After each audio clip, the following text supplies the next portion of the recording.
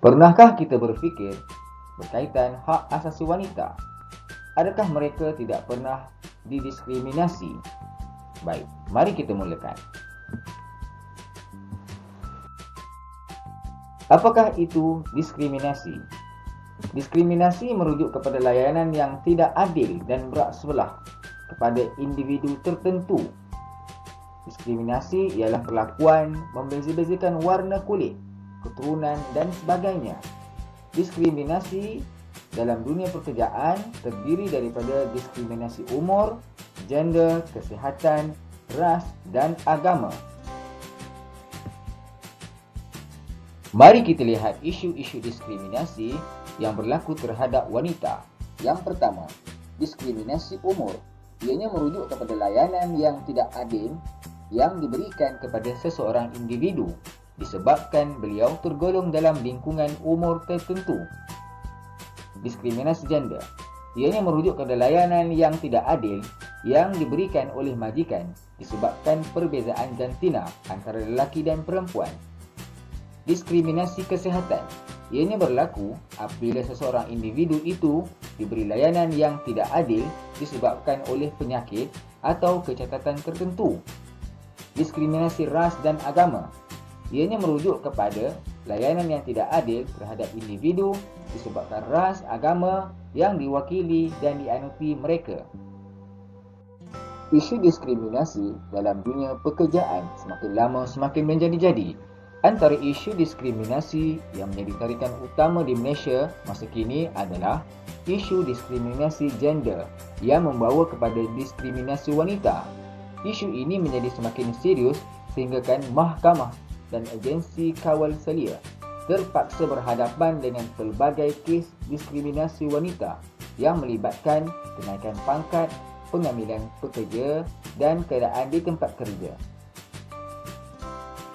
Merujuk kepada Perkara 1 Konvensyen 1980, terma diskriminasi terhadap wanita hendaklah bermakna apa-apa perbezaan, pengecualian atau sukatan yang dibuat berasaskan seks yang mempunyai kesan atau tujuan melemahkan pengiktirafan, penikmatan atau penguatkuasaan oleh wanita tanpa mengira status perkahwinan mereka atas dasar sama rata lelaki dan wanita, hak asasi manusia dan kebebasan diri dalam politik, ekonomi, sosial, budaya atau apa-apa bidang kehidupan yang lain. Oleh itu, dapatlah disimpulkan bahawa diskriminasi wanita bermaksud layanan yang berat sebelah dan tidak adil yang diberikan oleh lelaki kepada golongan wanita. Diskriminasi gender paling banyak berlaku di tempat kerja kerana bilangan pekerja wanita adalah lebih sedikit berbanding pekerja lelaki yang sekaligus mendominasi kuasa di tempat kerja. Kajian mendapati bahawa terdapat lebih beribu-ribu kes diskriminasi gender yang dilaporkan sejak tahun 1960-an selepas wanita mula melibatkan diri dalam pekerjaan luar. Diskriminasi upah. Isu diskriminasi upah berdasarkan perbezaan gender sering berlaku dalam mana-mana industri.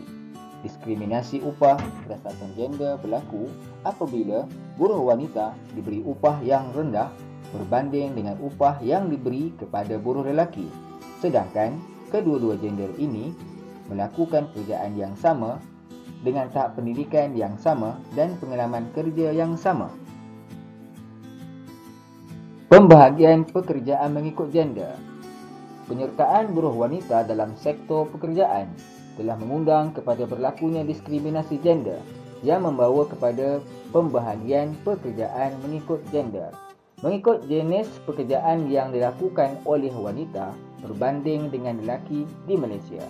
Secara umumnya, kebanyakan kaum wanita menceburi bidang pekerjaan, pekeranian dan yang berkaitan profesional, teknikal dan yang berkaitan perkhidmatan dan jualan.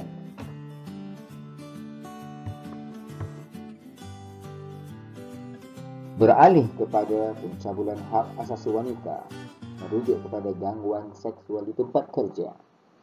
Gangguan seksual merupakan suatu fenomena negatif yang berlaku di tempat kerja yang boleh memberikan kesan buruk kepada pekerja yang menjadi mangsa.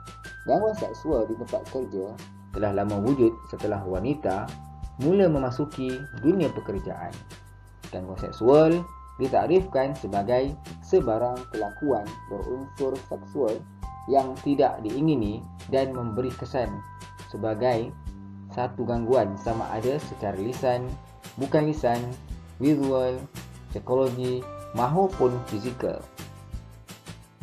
Selain daripada diskriminasi dalam pembayaran upah, pembahagian pekerjaan serta gangguan seksual, golongan pekerja wanita juga cenderung menghadapi diskriminasi lain seperti penghentian, pemecatan, faedah sampingan dan insurans kesihatan yang mencukupi. Dalam mana-mana sektor pekerjaan, kaum wanita seringkali didiskriminasikan dalam mendapatkan faedah-faedah sampingan. Faedah-faedah sampingan tersebut termasuklah cuti rehat, jam kerja serta kenaikan pangkat. Diskriminasi cuti rehat berlaku apabila pekerja wanita yang mengandung khususnya sukar untuk mendapatkan cuti rehat yang secukupnya selepas bersalin. Kebanyakan majikan akan memanggil mereka untuk kembali bekerja walaupun mereka masih berada dalam pangkat. Selain itu, pekerja wanita juga sering didiskriminasi dalam hal jam kerja, yang mana majikan lebih cenderung untuk memaksa wanita bekerja lebih 8 jam sehari. Terdapat juga majikan yang mendiskriminasi wanita dengan memaksa mereka bekerja sehingga larut malam. Pekerja wanita juga sukar untuk berada dalam kedudukan pangkat yang tinggi dalam sesebuah organisasi kerana majikan telah mendiskriminasikan mereka dalam hal ini. Secara keseluruhannya, dapat dilihat bahawa diskriminasi wanita itu sudah menjadi isu yang semakin serius dalam dunia pekerjaan. Tidak kiralah sama ada dalam sektor awam maupun swasta. Bukan itu saja, diskriminasi wanita juga berlaku dalam semua jenis pekerjaan, baik pekerjaan itu mahir, setara mahir maupun kurang mahir. Maka, dapatlah kita simpulkan bahawa diskriminasi wanita itu terdiri daripada pelbagai bentuk diskriminasi yang masing-masingnya memberi kesan negatif kepada kaum wanita, di samping mewujudkan suasana tempat kerja yang tidak selesa dan menjejaskan produktiviti syarikat. Dalam hal ini, semua pihak haruslah berganding bahu dalam membendung permasalahan ini. Terima kasih kerana semua telah mendengar perbahasan saya daripada awal hingga akhir. Diharapkan perbahasan ini mendapat manfaat kepada semua.